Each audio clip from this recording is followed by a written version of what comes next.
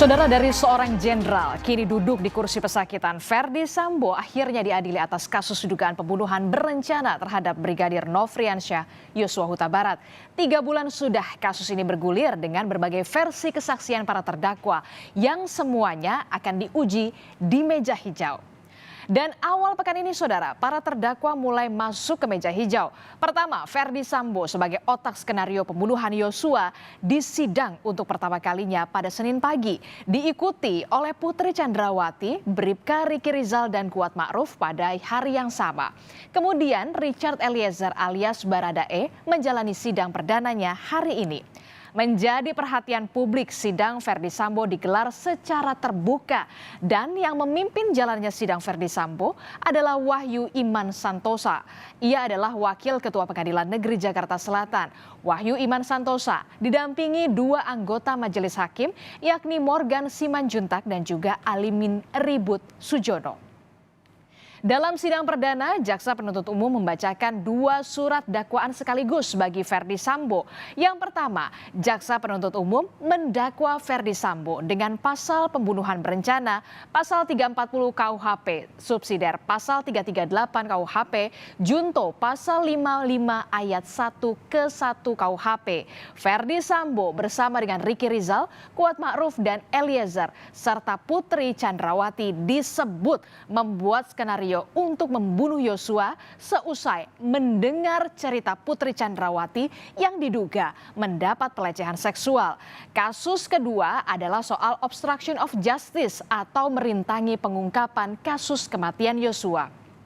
Ada sejumlah poin penting dalam dakwaan Ferdy Sambo. Salah satunya adalah soal perintah menembak. Ferdy Sambo terlebih dahulu bertanya ke Riki Rizal, "Kamu berani nggak tembak Yosua?" Namun Bribka RR menolak dengan menjawab tidak berani, tidak kuat mental. Respon berbeda, saudara, datang dari Barada Eliezer. Richard Eliezer menerima perintah menembak dari atasannya Sambo karena disebutkan tergerak hatinya mendengar Putri Chandrawati mengaku dilecehkan Brigadir Yosua di Magelang. Dan usai pembunuhan, Ferdy Sambo memberikan 1 miliar rupiah kepada Eliezer. Namun ternyata uang itu diambil kembali oleh Sambo. Kemudian terdakwa Ferdy Sambo memberikan amplop warna putih yang berisikan mata uang asing bentuk dolar kepada saksi Riki Rizal Wibowo dan saksi Kuat Ma'ruf dengan nilai masing-masing setara dengan 500 juta rupiah. Sedangkan saksi Richard Eliezer Pudium Lumiu dengan nilai setara dengan 1 miliar rupiah. Dan amplop yang berisikan uang tersebut diambil kembali oleh terdakwa Ferdy Sambo dengan janji akan diserahkan pada bulan Agustus 2022 apabila kondisi sudah aman. Pihak Sambo, saudara, tidak sepakat dengan beberapa materi dalam surat dakwaan. Dalam eksepsi, JPU dinilai tidak menguraikan secara utuh kronologi peristiwa di rumah Magelang.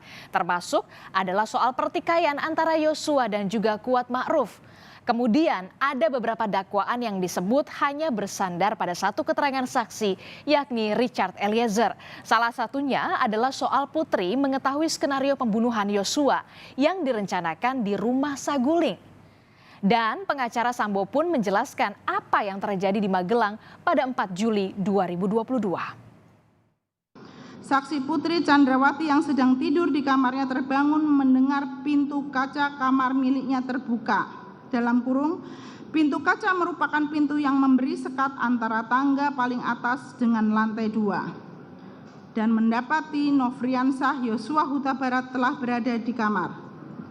Tanpa mengucapkan kata apapun, Nofriansyah Yosua Huta Barat membuka secara paksa pakaian yang dikenakan oleh saksi Putri Chandrawati dan melakukan kekerasan seksual terhadap saksi Putri Chandrawati.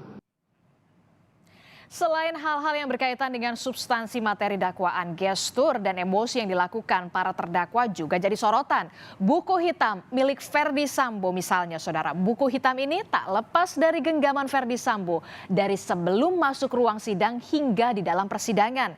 Diketahui buku hitam ini merupakan catatan pribadi dari Ferdy Sambo. Tidak hanya buku hitam, selama dakwaan dibacakan, Ferdy Sambo tampak beberapa kali mencoret dan memberi catatan di berkas dakwaan yang dibawanya. Emosi Sambo di persidangan bahkan terlihat saat itu pengacara tengah membacakan nota keberatan dan menjabarkan kejadian dugaan kekerasan seksual terhadap Putri Chandrawati di Magelang. Sambo, saudara, terlihat tertunduk dan mengusap mata. Sambo juga tampak menggelengkan kepala. Dalam nota keberatan, Ferdy Sambo yakin ada kekerasan seksual terhadap Putri oleh Yosua di Magelang, Jawa Timur. Bukan hanya Sambo, ternyata emosi yang sama juga terlihat dari terdakwa Putri Chandrawati saat kuasa hukum membacakan nota keberatan. Putri, saudara, terlihat terisak menahan tangis saat tim kuasa hukum membacakan kronologi di Magelang dalam nota keberatan. Sementara kejutan juga terjadi di sidang dakwaan Richard Eliezer pada siang tadi. Di akhir sidang untuk pertama kalinya Eliezer buka suara. Ia menyampaikan permohonan maaf serta menjelaskan jika tindakannya menembak Brigadir Yosua dilakukan karena alasan tidak berdaya dengan perintah sang atasan Ferdy Sambo.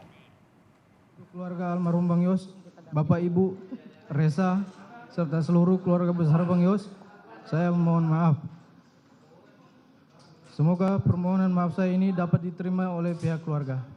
Saya sangat menyesali perbuatan saya, namun saya hanya ingin menyatakan bahwa saya hanyalah seorang anggota yang tidak memiliki kemampuan untuk menolak perintah dari seorang jenderal.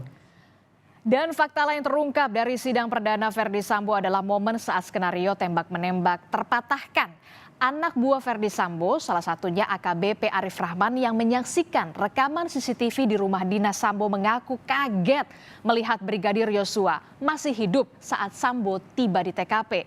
Arif Rahman tak menyangka kejadian itu berbeda dengan kronologi kematian Yosua yang disampaikan Kapolres Jakarta Selatan saat itu dan Karopenmas Polri Brigjen Ahmad Ramadan.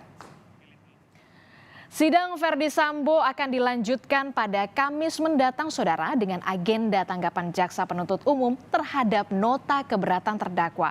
Dan besok 6 tersangka akan menghadapi sidang perdana obstruction of justice atau menghalang-halangi pengungkapan kematian Yosua. Mengungkap kebenaran adalah kasus pembunuhan Brigadir Yosua di meja hijau baru saja menembus garis start bak lari maraton. Perlu waktu dan energi ekstra panjang hingga akhirnya nanti kita akan melihat fakta-fakta di balik hilangnya nyawa Yosua.